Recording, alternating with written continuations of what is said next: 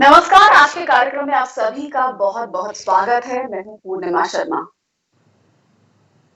Court, कानून महिलाओं को अधिकार तो देता है प्रॉपर्टी में। जन्म के साथ ही बेटियों को अधिकार मिल जाता है बराबर का बेटों के प्रॉपर्टी में। लेकिन क्यों समाज या परिवार या भाई उन्हें प्रॉपर्टी में हक नहीं देते? और अगर नहीं मिलता तो क्या महिलाओं के पास इतने संसाधन होते हैं, इतने रिसोर्सेज होते हैं कि वो लंबी कानूनी लड़ाई लड़ सकें और अपने परिवार से अपना जो संपत्ति है, इमूवेबल एसेट्स है, उसमें हक माँग सकें? पूरे देश में अगर हम देखा जाए, चाहे एग्रीकल्चर लैंड की बात करें, चाहे कमर्शियल प्रॉपर्टी की बात करें, चाहे रेजिडेंशियल प्रॉपर्टी की बात करें, तो महिलाओं का हक बेहद कम ही मिलेगा अगर आंकड़े निकल कर सामने आए तो।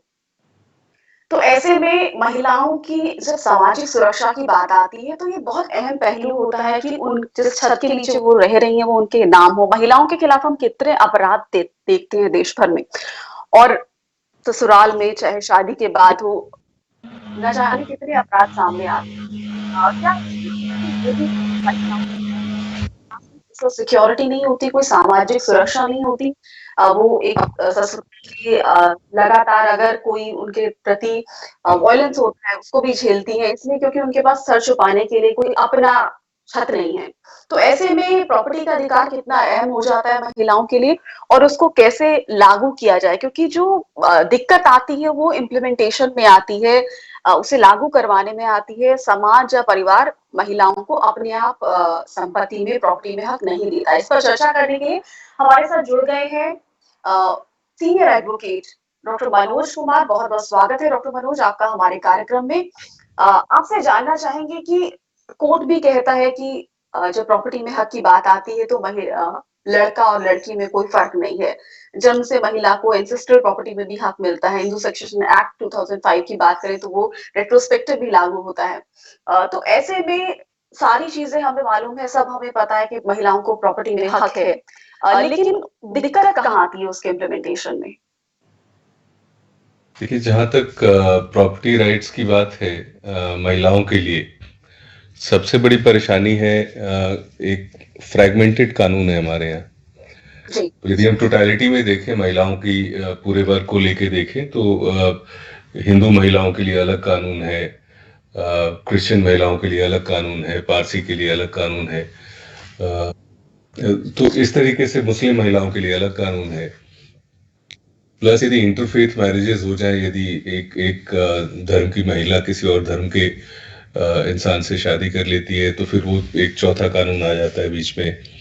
और पर्सनल लॉज को बहुत ज़्यादा स्पेस दिया गया है इसमें। एक तरीके से ये बहुत बहुत अजीब सी विडंबना है कि हमारे कॉन्स्टिट्यूशन में, हमारे चार्टर्स में, जजमेंट्स में कंटिन्यूसली कोर्ट्स के, सुप्रीम कोर्ट के 2005 में जो कानून आए हिंदू सक्सेशन एक्ट में, उसमें भी सब जगह बराबरी के दर्जे की बात होती है।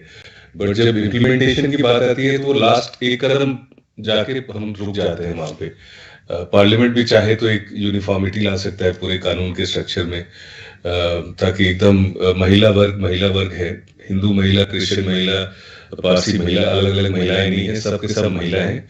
और मूल रूप पे जो उनकी मूल अधिकार है कॉन्स्टिट्यूशन के द्वारा जो गारंटीड है, वो एक धर्म या लोकेशन के हिसाब से नहीं बदल सकता है। सिमिलरली कोर्ट से यदि चाहे तो दो कदम और आगे जा सकते हैं कि जो वो डिसीजंस दे रहे हैं, जो जिस तरह के डाउट्स वो हटा रहे हैं, जैसे अभी रिसेंटली 11 अगस्त को जजमेंट आई सुप्रीम कोर्ट की, बहुत लैंडमार्क, कि पिता यदि रहे या पहले से ही वो बीत चुके रहे 9 सितंबर 2005 के पहले, फिर भी महिला का अधिकार बरकरार रहेगा। Women will have the rights in the property.